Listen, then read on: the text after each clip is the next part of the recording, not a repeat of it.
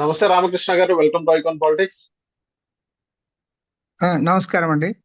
Yes sir, ఏదైతే పహల్గామ్ లో జరిగిన ట్యూస్డే టెర్రరిస్ట్ అటాక్ లో దగ్గర దగ్గర ఒక 25 to 26 మెంబర్స్ చనిపోవడం జరిగింది. 25 మెంబర్స్ ఇండియన్స్, ఒకళ్ళు నేపాలి అని చెప్తున్నారు రిపోర్ట్స్ ప్రకారం.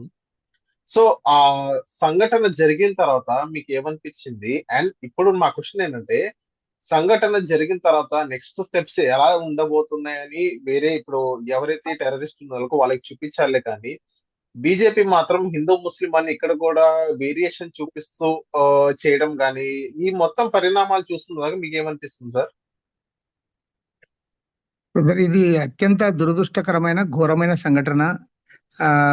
మానవత్వం పైన కానీ ప్రజాస్వామ్యం పైన కానీ నమ్మకం ఉన్న ప్రతి ఒక్కరు కూడా దీన్ని తీవ్రంగా ఖండించాలి. ఎందుకంటే ప్రజాస్వామ్యంలో ఇలాంటి హింసావాదులకు చోటు లేదు. ఖచ్చితంగా అందరూ దీన్ని ఖండించాలి ముక్త కంఠంతో, అవును. రాజకీయాలకు అతీతంగా, అదే విధంగా ఇతరేతర అంశాల జోలికి పోకుండా ప్రతి ఒక్కరు కూడా దీన్ని ఖండించాలని చెప్పి నేను కోరుతా ఉన్నా. అవును. రెండోది ఏమంటే, ఇవాళ ఈ అంశం విషయంలో మనం అక్కడ జరిగిన పరిణామాలు ఒకసారి పరిశీలిస్తే, ఇది అక్కడ హిందూ అని, ముస్లిం అని, లేదంటే మరో మతం అనేది ప్రస్తావన కాదు. ఉగ్రవాదులు చేసిన చర్యను భారతదేశంలో ఉంటున్న అన్ని మతాల వారే కాకుండా ప్రపంచ వ్యాప్తంగా ఉన్న ప్రజాతంత్ర ప్రియులందరూ కూడా దీన్ని ఖండించాలని కోరుతా ఉన్నా. ఓకే. ఇక దీంతో పాటు ముఖ్యమైన అంశం, అక్కడ జరిగిన ఘటనలు ఒకసారి పరిశీలిస్తే, ఇది అక్కడ ఉంటున్న స్థానిక ప్రజలకు ఎవరికీ సంబంధం లేదు. ఓకే. స్థానిక ప్రజలు విక్టిమ్స్ ఎవరైతే ఉన్నారో విక్టిమ్స్ కి హెల్ప్ చేయాలని ప్రయత్నం చేశారు. అందులో మనం ఒకసారి గమనిస్తే, ఆదిల్ హుస్సేన్ అని అతను అక్కడ ఉన్న ఆయన వాళ్ళతో పోరాడాడు. పోరాడి చనిపోయాడు ఆయన కూడా. ఈ చనిపోయిన 26 మందిలో ఆదిల్ హుస్సేన్ కూడా ఒకరు. అవును. అతను లోకల్ పర్సన్ అతను. అవును. కాబట్టి ఏమంటే అక్కడ వీళ్ళకి విక్టిమ్స్ కి ఎవరైతే మేలు చేయాలనుకున్న వాళ్ళు, లేదంటే విక్టిమ్స్ ని కాపాడాలని ఎవరైతే ప్రయత్నం చేశారో, ఆ ప్రయత్నం చేసిన వాళ్ళకి వారికి మతంతో సంబంధం లేదు. వారంతా ఓకే. వాళ్ళు హిందువులు చేశారు, ముస్లింలు చేశారు. ఆ తర్వాత కూడా ఆసుపత్రుల్లో కానీ, ఆసుపత్రికి తీసుకుపోయే సమయంలో కానీ, ప్రతి సందర్భంలో కూడా వాళ్ళందరూ కూడా ఎంతో మానవతా దృక్పథంతో వాళ్ళు పనిచేశారు. కాబట్టి ఓకే. ఏమంటే, దీన్ని మతానికి ముడిపెట్టి లేదా ప్రాంతానికి ముడిపెట్టి మనం ఆలోచించడం కరెక్ట్ కాదు. ఏది ఏమైనా సరే, ఒక దుస్సంఘటన జరిగినప్పుడు సహజంగా ప్రజల్లో కొన్ని భావోద్వేగాలు ఉంటాయి. నిన్న మా జాతీయ కార్యవర్గ సమావేశం, నేను ఇప్పుడు తిరువనంతపురంలో ఉన్నాను ఇక్కడ. ఈ ఓకే. త్రివేంద్రంలో నిన్న జరుగుతున్న మా జాతీయ కార్యవర్గ సమావేశంలో కూడా ఏకగ్రీవంగా మేమందరం కూడా తీర్మానాన్ని ఆమోదించడం జరిగింది. అందరూ కూడా ఈ దుశ్చర్యను ఖండించడం జరిగింది. దీనిపైన త్వరలోనే ప్రధానమంత్రి గారు ఒక ఆల్ పార్టీ మీటింగ్ కూడా ఏర్పాటు చేస్తున్నారని తెలుస్తా ఉంది. ఒకవేళ అలాంటి మీటింగ్ ఏర్పాటు చేయడం కూడా చాలా మంచిదే. ప్రభుత్వం ఆ దిశగా చర్యలు చేపట్టాలి. ఆ రకంగా దాన్ని కంట్రోల్ చేయడానికి, భవిష్యత్తులో ఇలాంటి సంఘటనలు జరగకుండా చూడడానికి ప్రభుత్వం, అటు జమ్మూ కాశ్మీర్ రాష్ట్ర ప్రభుత్వం కానీ, ఇటు కేంద్రంలో అధికారంలో ఉన్న ప్రభుత్వం కానీ, రెండు ప్రభుత్వాలు కూడా ఆ దిశగా చర్యలు చేపట్టాల్సిన అవసరం ఉంది. ఓకే. అయితే దురదృష్టవశాత్తు ఇవాళ సోషల్ మీడియాలో చూస్తా ఉంటే, కొంతమంది దీన్ని మతానికి పులిమి, దాన్ని మత దృక్పథంతో ఆలోచించడం ద్వారా ఒక మతానికి వ్యతిరేకంగా మెజారిటీ మతస్థులని, హిందువులను రెచ్చగొట్టడానికి ప్రయత్నం చేస్తా ఉన్నారు. అది సరైంది కాదు. ఎందుకంటే ఓకే. ఆ ఘటన అలాంటి జరిగింది కాదు. ఇది మతానికి సంబంధించి జరిగిన అంశం కానే కాదు. కాబట్టి ఏమంటే, దాన్ని మత ఉద్రిక్తతలు రెచ్చగొట్టడానికి ఎవరైతే ప్రయత్నం చేస్తా ఉన్నారో ఆ వైఖరి సరైంది కాదు. దాన్ని ప్రజలు అర్థం చేసుకోవాలని చెప్పి కూడా నేను కోరుతా ఉన్నా. సార్, ఇక్కడ ఆ, కొన్ని ఛానల్స్ లో మనం చూస్తున్నాం సార్, ఏదైతే ఇంటెలిజెన్స్ రిపోర్ట్ మేరకు ముందే హెచ్చరించడం జరిగింది, కానీ వీళ్ళే సరిగా తగిన జాగ్రత్తలు తీసుకోలేదని కొన్ని ఛానల్స్ చెప్తున్నాయి. సో ఇందులో వాస్తవం అని అంటారా సార్?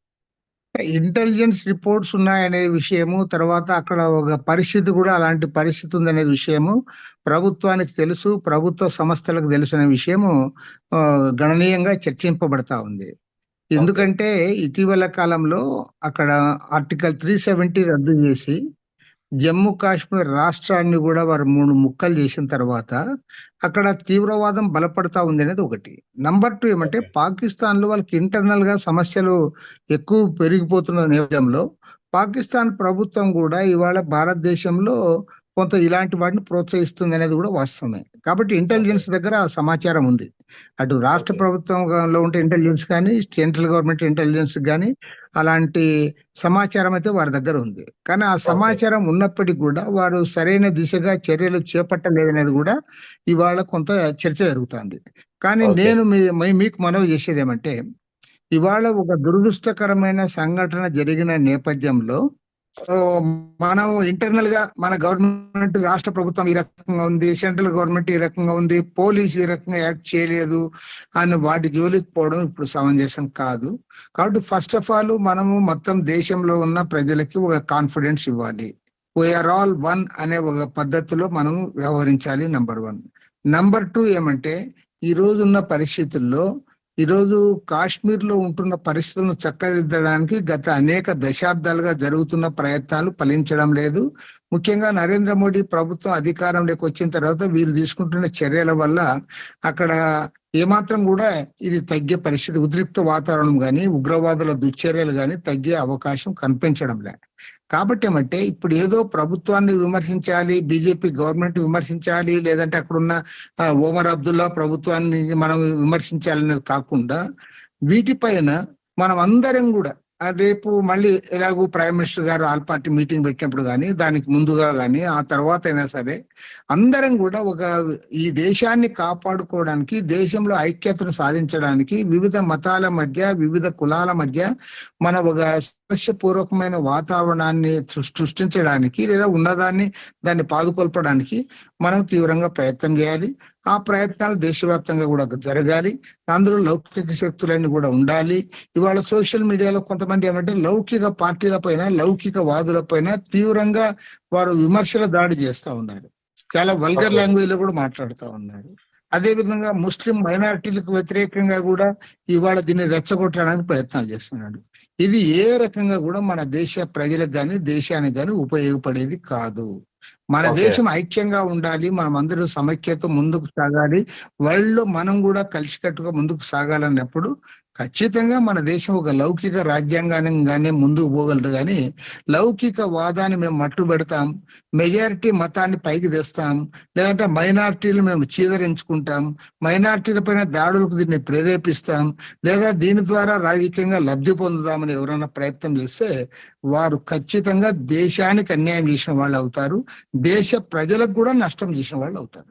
ఓకే సార్, ఇక్కడ గతంలో కాంగ్రెస్ గవర్నమెంట్ ఉన్నప్పుడు కూడా ఇలాంటి టెర్రర్ అటాక్ జరిగింది. ఇప్పుడు బీజేపీ కానీ చాలా పార్టీస్ కానీ కాంగ్రెస్ ని విమర్శించింది. అండ్ నెక్స్ట్ ఇప్పుడు బీజేపీ గవర్నమెంట్ వచ్చిన తర్వాత టెర్రరిస్ట్ అటాక్స్ కొద్ది గొప్ప జరుగుతున్నాయి.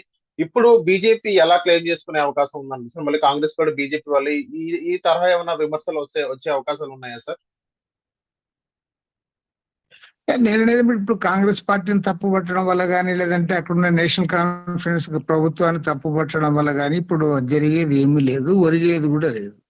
అదే ఓకే విధంగా ఇవాళ కేంద్రంలో అధికారులు ఉన్న ప్రభుత్వము, నరేంద్ర మోడీ ప్రభుత్వము, 3 సార్లు వాళ్ళ ఎన్నికైన ప్రభుత్వము, వాళ్ళు జమ్మూ కాశ్మీర్ సమస్యను మేము ఈ రకంగా పరిష్కారం చేస్తామని కొన్ని సూచనలతో ముందుకు వచ్చారు, కొన్ని ఓకే ఇంప్లిమెంట్ చేశారు.